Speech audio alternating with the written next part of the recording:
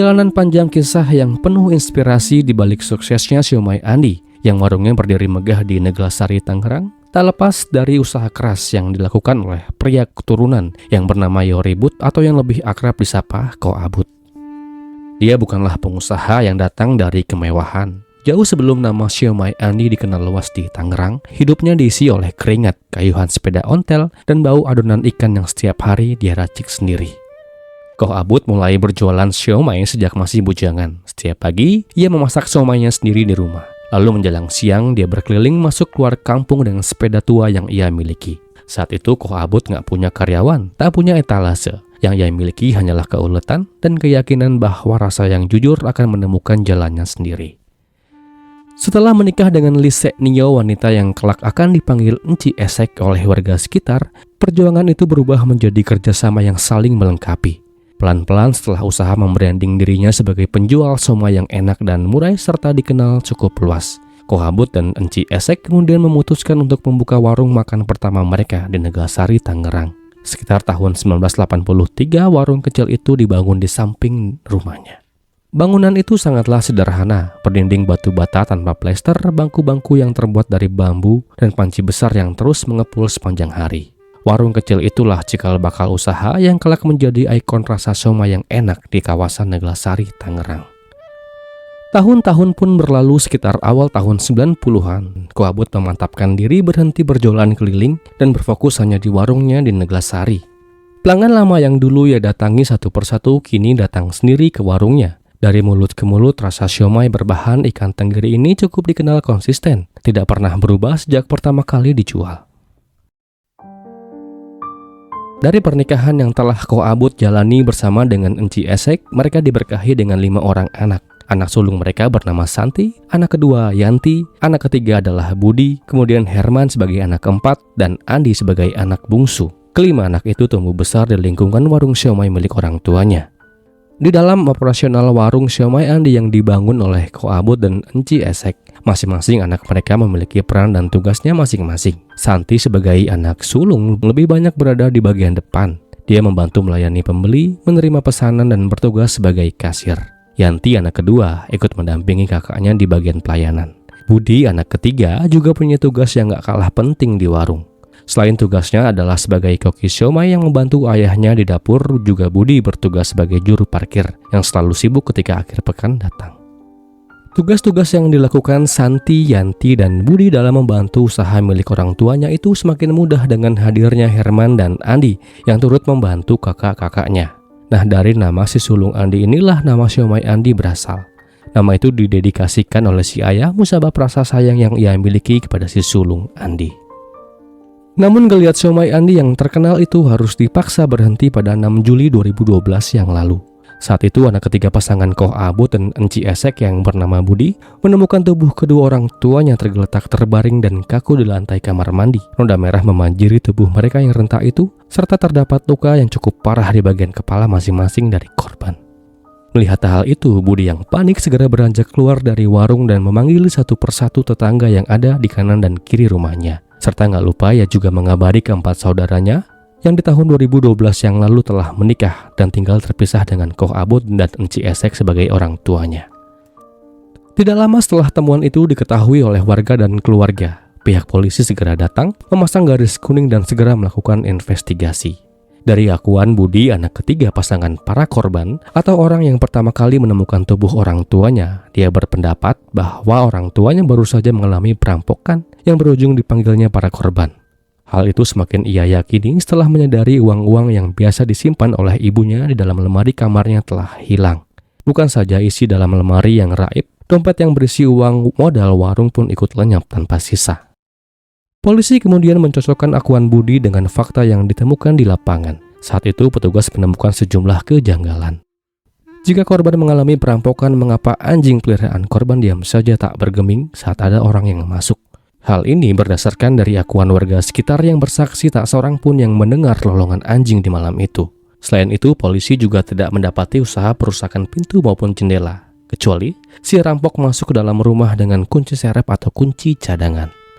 Berangkat dari hal-hal yang tak lazim itulah penyidik mulai mengubah arah penyelidikan. Fokus polisi lalu bergeser ke sebuah kemungkinan yang jauh lebih sensitif, yakni orang yang masuk ke dalam rumah itulah bukan orang asing melainkan orang yang dikenal oleh para korban. Seseorang yang hadirnya tak memicu kewaspadaan, tak membuat anjing menggonggong dan tak perlu merusak pintu atau jendela. Satu persatu anggota keluarga kemudian diperiksa, bukan sebagai tersangka tentu, melainkan sebagai orang-orang terdekat yang paling memahami isi dalam rumah itu. Polisi juga menggali kebiasaan harian, jam pulang, posisi kamar tidur hingga siapa aja yang punya kunci cadangan. Jika pelaku adalah orang luar, begitu banyak hal yang tidak masuk akal. Tapi jika pelakunya adalah orang dalam, maka semua kejanggalan justru mulai menemukan tempatnya. Dan lalu, apa yang sebetulnya terjadi dan siapa pelaku dari aksi ngeri ini? Jadi, begini. Di antara kelima anaknya, Budi yang memiliki nama panjang Budilia Putra adalah anak yang paling sering berada di samping ayahnya. Budi si paling paham dapur, si paling mengerti bumbu racikan siomay, dan si paling diharapkan untuk melanjutkan tongkat estafet usaha keluarganya. Seperti yang telah sedikit dibahas pada awal video yang menyebutkan bahwa betapa perjuangan Koh Abut yang dia rintis dengan sepeda ontel tuanya, hingga dia berhasil membangun warung siomay yang cukup terkenal di Tangerang, Koh Abut nggak lupa akan sebuah tujuan, bahwa perjuangan sesungguhnya adalah perjuangan untuk memberikan anak dan cucunya kehidupan yang layak. Dari sebuah sumber media yang saya dapatkan dikatakan bahwa Koh Abut dikatakan sampai-sampai telah menyiapkan beberapa petak tanah dan bangunan yang rencananya akan segera ia bagikan kepada anak-anak Koh Abut yang sungguh telah berbakti kepadanya. Warisan-warisan harta benda itu telah bersertifikat dan siap dibagikan kelak. Kita kembali ke Budilia Putra. Di balik penampilannya yang biasa saja, Budi menyimpan sisi lain yang jarang terlihat di siang hari. Setelah warung tutup dan aktivitas dagang berhenti, dia kerap menghabiskan malamnya di luar rumah. Ya, judi menjadi kebiasaan yang perlahan melekat dalam hidupnya. Bukan sekali atau dua kali orang tuanya menegur. Koh Abut dan Enci Esek berulang kali memberikannya saran agar kebiasaan itu bisa ia tinggalkan. Mereka tahu Budi adalah anak yang paling diandalkan untuk meneruskan usaha keluarganya. Hubungan Budi dan kedua orang tuanya tak pernah tampak permusuhan. Budi membantu, bekerja, dan tetap menjalani perannya sebagai anak. Hingga kebiasaan Budi yang terus saja bersentuhan dengan dunia pertaruhan harta benda membuatnya kemudian kehilangan arah. Di malam pada 6 Juli 2012 yang lalu bukanlah malam yang berbeda dari malam-malam sebelumnya. Rumah di Gang Sewan sudah sepi. Warung siomay di samping rumah telah tutup, panci telah tak lagi mengepul dan Koh Abut bersama dengan istri mengira hari itu berakhir seperti biasa. Mereka tidur dengan membawa harapan semoga esok akan semakin baik lagi. Namun mereka nggak tahu bahwa dari luar rumah, putra mereka datang dengan membawa rasa gundah gulana yang belum sempat mereda. Ya, di jam 3 subuh, Budi datang ke rumah orang tuanya. Dia ketuk pintu dan jendela dan dia panggil ayah dan ibunya dengan harapan pintu segera dibuka untuknya. Di tengah malam yang dingin itu, Budi datang ke rumah orang tuanya dengan membawa sebuah misi. Kekalahannya di meja judai sebesar 450.000 telah membuat pikiran, hati, dan segalanya menjadi gelap gulita. Ia nggak terima kehilangan uang itu, yang padahal ia harapkan uang itu bisa berkali-kali lipat ganda.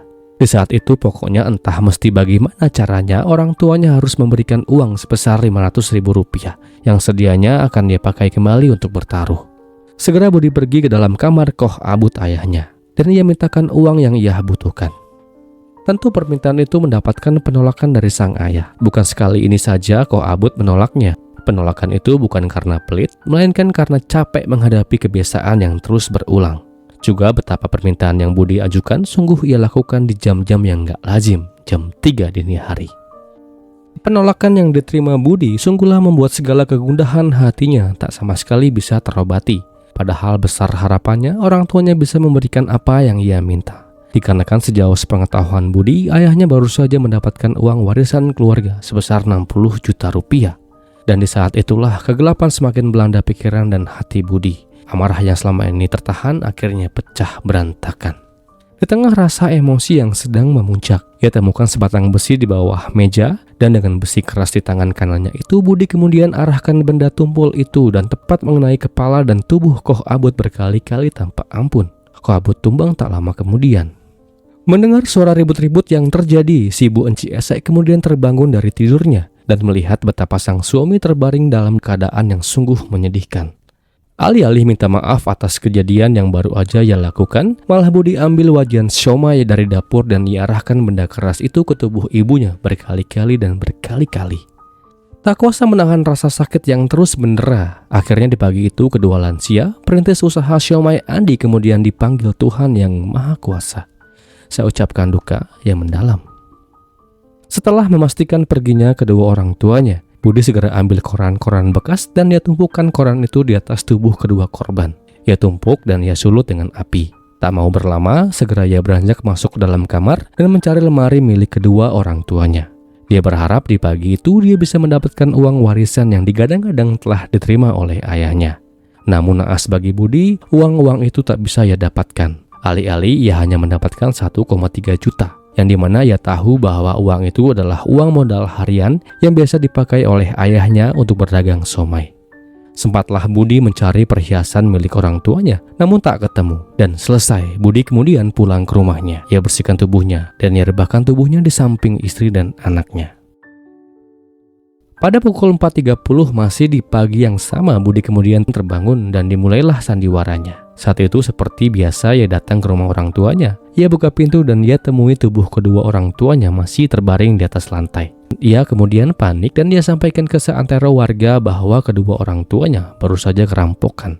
Namun alibi Budi nggak begitu kuat ketika polisi menemukan kejanggalan demi kejanggalan ketika proses penyelidikan dilakukan. Gongnya adalah ketika anjing K9 yang juga diikut sertakan dalam penyelidikan terus saja mengendus-endus Budi di TKP. Tak butuh waktu yang lama, Budi Lia Putra kemudian ditetapkan menjadi tersangka. Ia dijerat dengan pasal penghilangan nyawa 338, 339, dan atau 340 dengan hukuman maksimal hukuman mati. Dikarenakan saya tidak mendapatkan informasi terkait vonis yang jatuh, saya hanya bisa berharap semoga hukuman yang dijatuhkan sungguh berkeadilan, sesuai dengan undang-undang yang berlaku. Amin. Demikianlah kisah ini. Semoga akan terus ada pelajaran yang bisa kita ambil dari kisah ini. Dan kisah ini pun berakhir.